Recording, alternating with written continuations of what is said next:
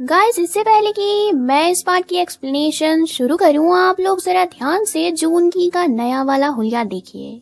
आज फिर से ये गधा ऑडिशन देने को आया है। मतलब बेइज्जती हो जाए, सेल्फ रिस्पेक्ट की ऐसी की तैसी हो जाए, जूनगी सर हार नहीं मानने वाले हैं। खैर, आज इसकी एक्टिंग से तो नहीं, बट इसकी बॉडी को देखकर डायरेक्टर इसे मूवी में बैड सीन ऑफर कर देता है। जूनगी पहले तो मना कर देता है, लेकिन जैसे ही उसे मालूम चलता है कि उसे बैड सीन कोरिया की फेमस और ब्यूटीफुल हीरोइन के साथ करना है, तब तो ये खुशी के मारे बेशर्मों की तरह डांस करना स्टार्ट कर देता है। अब थोड़ी देर बाद डायरेक्टर इसे बताते हैं कि तुम्हें इस सीन के लिए 10 केजी वेट लॉस करना पड़ेगा। ये सुन के जूनगी जरा भी घबराता नहीं है। वो बस उस एक्ट्रेस की खूबसूरती को याद कर लेता है और चला जाता है वेट लॉस करने को, जिसमें सियोजिन भी उसकी बहुत हेल्प करती है। सियोजिन का मन तो नहीं था जूनगी की हेल्प करने का, क्योंकि ये हर वक्त उसे बियर्ड वाली वुमन तो आधी लड़की कहकर चिढ़ाता रहता है। एक तो डोंगू ने जब से सेंगयून को यूना के साथ देखा है, तभी से उसके दिल में आग लगी हुई है। ऊपर से सेंगयून आज यूना से मिलने के लिए घर तक आ जाता है। देखने में तो ये सेंगयून बड़ा ही भोला भाला सा लग रहा है, बट गाइस ये ऐसा होता नहीं है।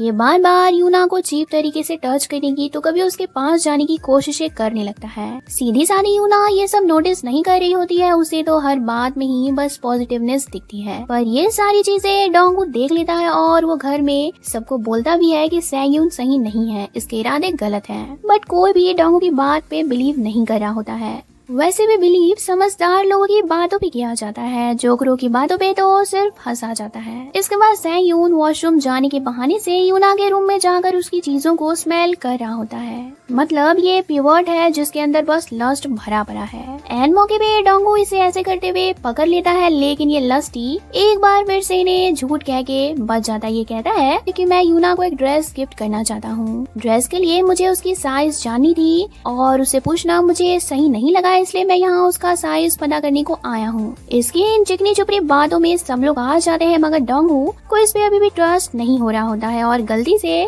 इसी वक्त इसके पॉकेट से एक लड़की की गारमेंट निकल जाती है, जो कि असल में सियोजीन का होता है। यहीं पर इसकी लस्टनेस का भी पता सब लोगों को चल जाता है और इसे यहाँ से ये लोग धक्के मार करके निकाल देते हैं। डोशी की नॉवल एक डायरेक्टर पढ़ता है और वो डोशी को मिलने के लिए अगले दिन बुलाता है। डोशी को लग रहा होता है कि मेरी नॉवल सच में अच्छी होगी, बट यहाँ आने पे वो डायरेक्टर उसकी नॉवल की तारीफ करने के बजाय उसकी बेइज्जती कर देता है और वो ये सब छोड़ के डोशी को इरोटिक टाइप की नॉवेल्स लिखने को बोलता है ताकि उस पे वो मूवी बना सके। डोशी ने आज से पहले कभी भी इरोटिक नॉवेल्स नहीं लिखा था और उसका लिखने का मन भी नहीं था, बट बेचारी को पैसों की भी जरूरत है। अब इरोटिक नॉवेल्स लिखने के लिए डोशी को पहले बहुत सारी इरोटिक मूवीज देखनी पड़ती है, जिसमें बेचारी की पसीने छूट रहे होते हैं। इधर जूनगी वेट लॉस करते करते अधमरा हो गया होता है, उसके बॉडी में चलने की भी हिम्मत नहीं होती है। फिर भी वो सेट पे पहुंचता है बैड सीन के लिए, लेकिन वहाँ पर उसके सारे अरमानों पे पानी फिर जाता है, क्योंकि अब बैड सीन करने के लिए फिल्म का हीरो रेडी हो गया था। इसलिए जूनगी को हटा के ये सीन उसे ही डायरेक्टर दे देता है। जूनगी की हालत तो देखने लायक होती है। इस इंसिडेंट का उसके दिमाग पे इतना गहरा असर पड़ जाता है कि वो कभी गुस्से में डायरेक्टर को गाली देने लगता है तो कभी बच्चों की तरह बैड सीन को याद करके रोने लगता है।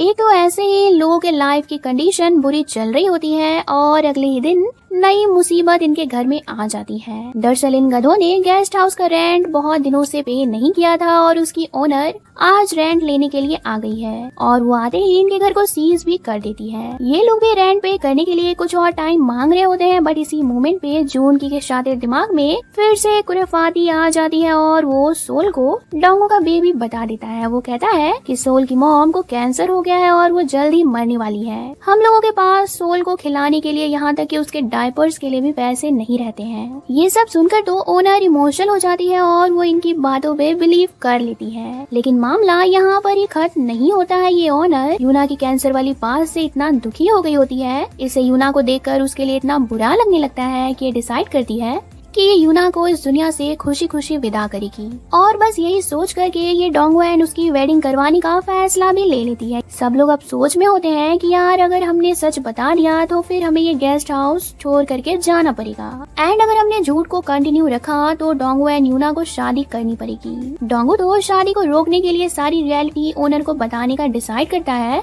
बट ये होशियार जूनगी उसे ऐसा करने से रोक लेता है। फिर ओनर इन दोनों को शादी के ड्रेस, एक्सेसरीज, सारी चीजें दिलवाती है और पूरे धूमधाम से इन दोनों की वो शादी भी करवा देती है। शादी में जबरदस्ती ही इन दोनों को सबको दिखाने के लिए एक दूसरे को किस करना पड़ता है और इस मोमेंट में डोंगो का दिल तो जोरों से धड़कने लगता है। इतना सब होने के बाद ओनर इन्हें हनीमून पे भी भेज रही होती है, लेकिन जब तक ये दोनों फ्लाइट में बैठते कि ओनर को इनका झूठ मालूम चल जाता है। दरअसल घर पर डूशी एंड जूनगी आपस में ये बोल करके हंस रहे होते हैं कि हमने तो ओनर को अच्छे से उल्लू बना दिया है, वो एक नंबर की गधी है। ये सारी बातें ओनर भी सुन लेती है और उसका गुस्सा 7वें आसमान पे चला जाता है। ये डोंगो एंड यूना को हनीमून पे जाने से रोक करके उनसे शादी में खर्च हुए सारे पैसे फौरन देने को बोलने लगती है। ये दोनों भी उसके सामने काफी गिड़गिड़ाते हैं, तब जाकर के ये 1 मंथ का टाइम देती है और अगर ये पैसे इन दोनों ने 1 मंथ के अंदर नहीं लौटाए तो फिर ये इन्हें जेल की हवा खिलाएगी।